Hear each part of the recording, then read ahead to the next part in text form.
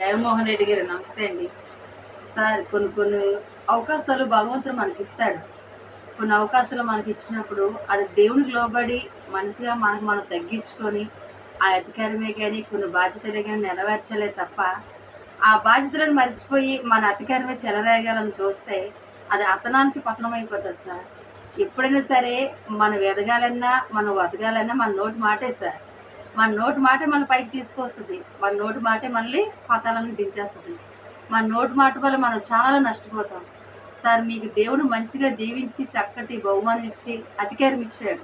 కానీ ఆ అధికారం మీరు ఎలా వినియోగించుకోవాలో తెలియక నోటితో పనులతో మీ పక్కనున్న అనుసరుల మాటలు విని వ్యర్థంగా ఏమైనా పడితే వాళ్ళు మాట్లాడేశారు.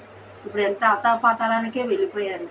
సార్ మనం ఏదైనా అనేటప్పుడు ఆలోచించుకొని ఏం మాటలైనా ఆడాలి. అధికారం మన చేతిలో ఉందని చెప్పి పెద్దవాళ్ళు వాళ్ళ మీద మనం విమర్శించకూడదు. పెద్దవాళ్ళ గతం ఎలాంటిదైనా, ఎద్దవాళ్ళు ఎలాంటి వాళ్ళైనా సరే మనం తగ్గించుకునే స్వభావంతో వెళ్ళలే తప్ప వాళ్ళ గతాన్ని తీసి, వాళ్ళ ఏలాకాలం చేసి, ఇంట్లో ఉన్న వాళ్ళు ఇదిలో లాగి, నా వెంట్రుకతో సమానం, నా చిలకలేని గోరుతో సమానం అని మీరు కాక మీ అనుసరులు కూడా అనిపించారు. కానీ కరెక్ట్ అయిన నాయకుడు వచ్చాడు సార్.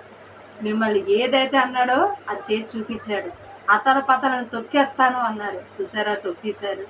ఏదైనా సరే సార్ మన నోటి వల్ల మనకి వాల్యూం పెరుగుతుంది. కానీ మంచి నాయకుడు వచ్చాడు సార్. మంచి పరిపాలన ఇస్తున్నారు. ఏదైనా సరే కొద్ది నెలలు పవర్ నిలబెట్టుకున్నాడు sir Pawan Kalyan. That is my Pawan Kalyan sir. మంచి నాయకుని మేము ఎన్నుకున్నాం. కరెక్ట్‌గా ఆయన ఏదైతే ప్రజలకు ఇస్తున్నాడో అది నెరవేర్చుకుని వెళుతున్నాడు. అలాంటి పరిపాలన కావాలే తప్ప మన చేతిలో అధికారం ఉందని దుర్వినియోగం చేసుకొని వ్యర్థంగా మాట్లాడితే అతల పతలానికి వెళ్ళిపోవడం మాత్రం పక్కా.